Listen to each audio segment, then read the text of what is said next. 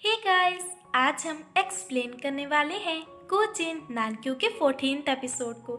आज का ये एपिसोड बहुत ही ज़्यादा इंटरेस्टिंग होने वाला है। अगर आपने प्रीवियस एपिसोड्स को मिस कर दिया है तो आप मेरे चैनल में जाके देख सकते हैं। तो चलिए बिना किसी देरी के वीडियो स्टार्ट करते हैं। एपिसोड की शुरुआत में होइजो विनहाई के बारे में सोच रहा होता है कि कैसे उसने हमेशा से विनहाई से इतनी ज़्यादा नफरत की है, उसे इतना ज़्यादा बैडली ट्रीट किया है, हमेशा से उसे इग्नोर किया है, हमेशा ही उसे हर्ट किया है। लेकिन इन सब के बाद भी विनहाई हमेशा से उसकी इतनी ज़्यादा परवाह करता है, उसे भाई की तरह वो प्यार करता है। होइजो को बहुत ज़्यादा रिग्रेट हो रहा होता है कि उसने विनहाई के साथ इतना ज़्यादा बुरा बर्ताव किया है और कभी भी उसे बड़े भाई की तरह उसने प्यार नहीं दिया है। और इसीलिए होइजो विनहाई से मिलने के लिए उसके पास जाने लगता है। इधर विनहाई अपने रूम में होता है और होइजो की पिक्चर को वो ड्रॉ कर रहा होता है।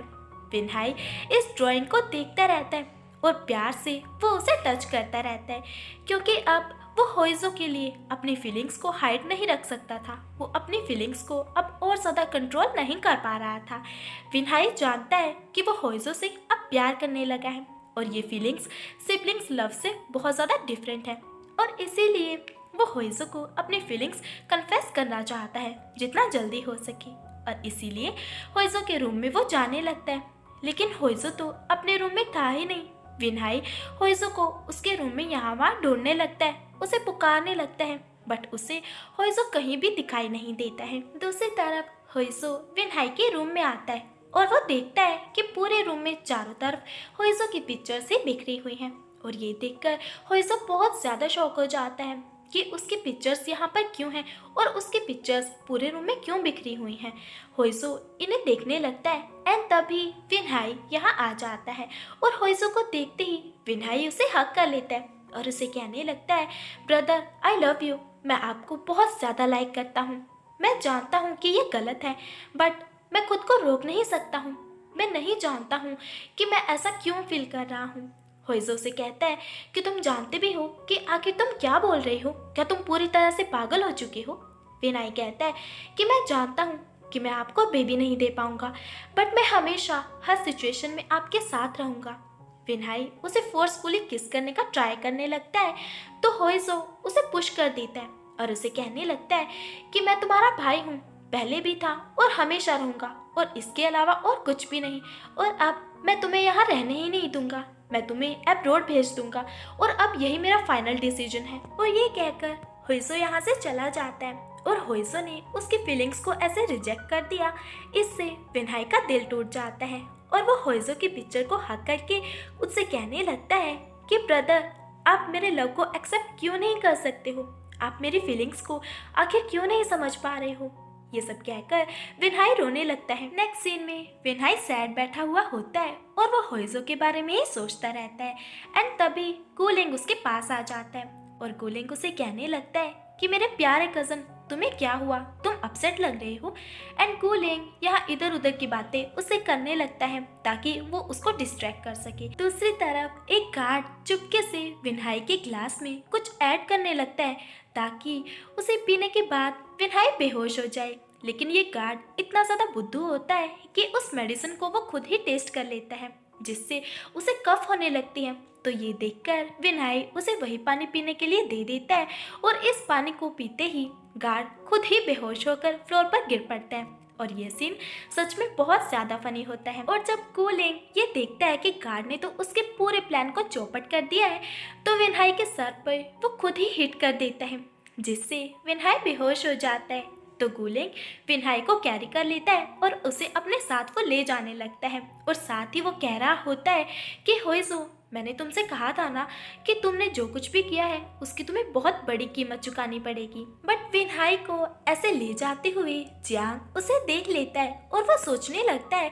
कि कूलिंग विनहाई को इस कंडीशन में आखिर कहाँ लेकर जा रहा है, आखिर कूलिंग उसके साथ क्या करना चाहता है, कूलिंग के आखिर क्या प्लान्स है। और इसीलिए जियांग कूलिंग को फॉलो करने लगता है। तभी होइजो गार्ड को बेहोश देखता है और वो उसके पास आकर उसे पूछने लगता है कि तुम्हें क्या हुआ है, तुम ऐसे फ्लोर पर क्यों लेटे हुए हो। गार्ड उसे बताता है कि मिस्टर गोलेंग ने आपके ब्रदर को कोई मेडिसिन देने के लिए मुझे कहा था, बट गलती से मैंने खुद ही उस मेडिसिन को पी लिया, जिससे मैं बेहोश हो गया था। और उसकी ये सभी बातें सुनकर हुइजो ये समझ जाता है कि गोलेंग विनहाई को हर्ट करना चाहता है, और इसीलिए वो उसे पूछने लगता है कि वो उसे कहाँ लेकर गया है। गार्ड उसे बताता है कि मिस्टर गोलेंग उसे लेकर मिस्टर डावा के पास गए हैं। इधर गोलेंग विनहाई को लेकर बार में आ जाता है और मिस्टर डावा को वो कॉल करके बताने लगता है कि तुमने जो कहा था मैं वो लेकर यहाँ आ गया हूँ, और इसीलिए जल्द से जल्द तुम यहाँ आ जाओ। बट तभी हुइजो यहाँ आ जाता है और आते ही जोर से वो गोलेंग को स्लैप करता है और उसे कहने लगता है कि अब देखो मैं तुम्हारा क्या हाल करता हूँ। और ये कह के विनहाई को लेकर वो यहाँ से चला जाता है। गोलेंग को तो बहुत ज़्यादा गुस्सा आ रहा होता है कि उसका पूरा प्लान फेल हो चुका है, और गुस्से में गोलेंग यहाँ से चला जाता है। और गोलेंग को जाते हुए जियांग देख लेता है और उसे ऐसा लग रहा होता है कि गोलेंग ने विनहाई को अंदर ही कहीं पर छुपा दिया है, और इसीलिए विनहाई की हेल्प करने के लिए जियांग उस रूम में चला जाता है। एंड तभी इस रूम में मिस्टर डावा आ जाते हैं, और जिसे देखते ही जियांग शॉक हो जाता है। वो मिस्टर डावा से कहने लगता है कि तुम यहाँ क्या कर रहे हो। मिस्टर डावा जियांग से कहता है कि मैंने जितना सोचा था तुम उससे कहीं ज़्यादा प्रीटी हो। क्या तुम्हें ये नहीं पता है कि तुम्हारे मास्टर गोलेंग ने तुमको मुझे एज अ गिफ्ट दिया है, अब तुम मेरे हो चुके हो। ये सुनकर जियांग को तो बिल्कुल भी बिलीव नहीं हो रहा होता है। जियांग उसे कहने लगता है कि नहीं, ये इम्पॉसिबल है, ऐसा बिल्कुल भी नहीं हो सकता है, वो ऐसा कभी भी नहीं कर सकते हैं। और जियांग यहाँ से जाने लगता है, बट मिस्टर डावा के आदमी जियांग को पकड़ लेते हैं और उसे वो कहीं भी जाने नहीं देते हैं, और उसे कहने लगते हैं कि अब जाने के बारे में तुम बिल्कुल भी मत सोचना। जियांग कंटिन्यूसली उनसे कह रहा होता है कि मुझे छोड़ दो और मुझे यहाँ से जाने दो।